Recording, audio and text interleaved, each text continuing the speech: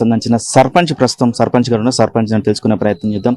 Sir, మీ గ్రామానికి చెందిన నవ్య అని కూడా రోడ్డు ప్రమాదంలో మరణించింది. గ్రామంలో ఎట్లాంటి చిన్న పేద కుటుంబం, శ్రీనివాస్ రెడ్డి పేద కుటుంబం, వ్యవసాయం కూలి చేసుకుంటూ తన పాపని చాలా అప్పులు చేసి పై చదువుల గురించి మనకు అమెరికా పంపించి మంచిగా చదువుకొని మంచి పొజిషన్లో ఉంటాలన్న అమ్మాయిని చూసేయాలని చేసుకుంటూ వచ్చాడు. కానీ ఈ రోజు వరకు అతనికి చూస్తే చాలా వాళ్ళ ఫ్యామిలీనే కన్నీరుగా మున్నీరుగా విలపిస్తుంది.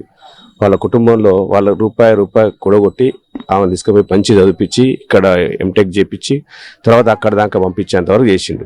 కానీ ఈరోజు చూస్తే వాళ్ళ కుటుంబంలో అందరూ అన్నదమ్ములు చెల్లెలు అందరూ కూడా చాలా ఇబ్బంది పడుతున్నారు. అది చూస్తే మాకే బాధ అనిపిస్తుంది. ఊరు మొత్తంలో కూడా అయ్యో చిన్న కుటుంబం ఇంతో చేస్తే ఏందమ్మా అని వాళ్ళందరూ ప్రతి ఒక్కరు కూడా వాళ్ళని ఓదార్చాలంటే కూడా ఇబ్బందిగా కలుగుతుంది.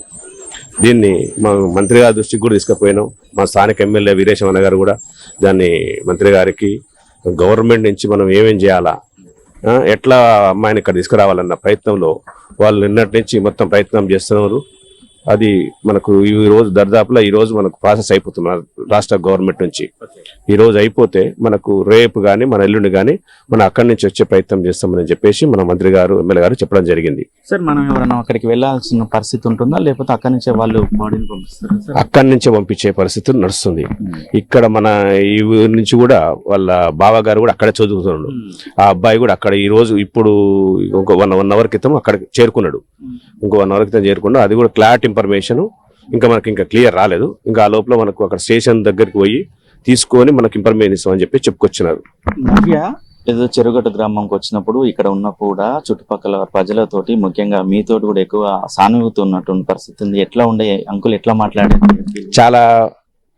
చాలా ఫ్రీడమ్ గా, అంటే మనతోటి ఒక అంకుల్ అనుకుంటూ ఉండేది.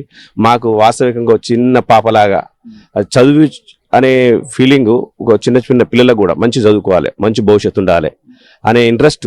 వాళ్ళు ఎవరైనా చిన్నగా తిరిగే పిల్లలు ఉంటే కూడా వాళ్ళని పట్టించుకోవద్దు, ఇట్లా చేయొద్దు, మీరు చదువుకుంటే మన భవిష్యత్తు ఉంటుంది, మంచి ఏదో డాక్టర్ కావాలా, ఇంకోటి ఏదో కావాలా, ఇంజనీర్ కావాలన్న ఫీలింగ్ని పిల్లలకు మోటివేట్ చేసే అమ్మాయి ఆమె.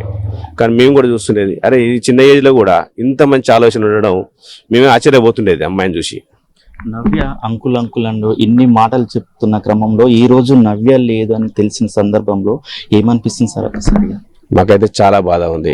వాస్తవికంగా మేము ఒక మా సొంత పాపలాగా అనుకుంటాము, అంత ఫ్రీడమ్ ఉంటాం. మా కుటుంబం కానీ ఓ 2 కుటుంబాల్లాగా ఉండేటోళ్ళం మేము చిన్నప్పటి నుంచి కూడా ఆ పిల్లలు మా ఇంట్లో వాళ్ళింటనే అంత ఫ్రీడమ్గా వాడుకునే పిల్లలు.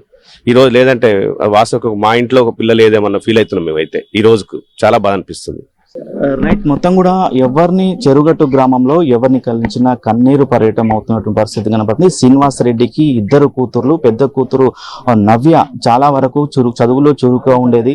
కానీ చదువుతుందో ఎంఎస్సి కొరకు అమెరికాకు పంపించాడు తండ్రి. దగ్గర కూడా సొంత భూమి లేకపోయినా కూడా కౌలు చేసుకొని కూడా సంపాదించాడు. అప్పులు చేసి తల్లి ఏదైతే నా బిడ్డ బయటికి పోతే ప్రయోజకురాలు అవుతుంది, నాకు అప్పులు తీరుతాయి, నాకు కొడుకులు లేకున్నా కూడా చేతికి అంది వస్తుంది అనుకున్న ఆ నవ్యను అమెరికాకు పంపించాడు. అమెరికా వెళ్ళాక అక్కడ మాత్రం ఆమె కూడా మంచి చదువుకొని ఉద్యోగం చేస్తున్న క్రమంలో కూడా నిన్న ఏదైతే రోడ్డు ప్రమాదం జరిగింది, కారులో ఇంటికి వెళ్తున్న క్రమంలో కూడా అతివేగంగా వెనక నుంచి వచ్చిన కారు ముందులా వెళ్తున్న ఈ కారును ఢీకొట్టిన క్రమంలో కూడా ఆ నవ్యకు తీవ్ర గాయాలయ్యి అక్కడికక్కడే మరణించినటువంటి పరిస్థితి అన్నది. దీని మీద కూడా అందరూ దిగ్భ్రాంతి వ్యక్తం చేసినట్టు మంత్రి కోమటిరెడ్డి వెంకరెడ్డి కూడా దిగ్భ్రాంతి చేశారు. ప్రతి అధికారులతో కూడా మాట్లాడి వెంటనే ఏదైతే డెడ్ బాడీ ఉందో దాన్ని త్వరగా ఆ ఇండియాకు పంపించేందుకు కూడా అన్ని ప్రయత్నాలు చేస్తామని కూడా చెప్తున్న పరిస్థితి. మొత్తం కూడా చెరువుగట్టు గ్రామంలో మాత్రము విషాద ఛాయలు అలుముకున్నాయి కూడా చెప్తున్నారు. ఎందుకంటే నవ్య చాలా అందరితోటి కలిసిమెలిసి అందరితోటి ఆప్యాయతంగా ఉండే అమ్మాయి ఈ రోజు లేదు అని జీర్ణించుకోలేకపోతున్నామని కూడా ఆ చుట్టుపక్కల వారు కూడా ఆ గ్రామ ప్రజలు కూడా చెప్తున్న పరిస్థితి కనపడుతుంది. ఇలాంటి పరిస్థితి ఎవరికి రావద్దు అని కూడా చాలా మంది కోరుతున్నారు.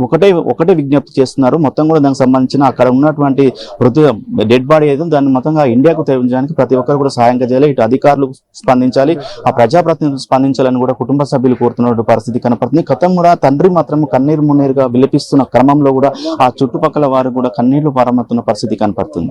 వీడియో జర్నలిస్ట్ కృష్ణతో అచ్యుత్, RTV 4.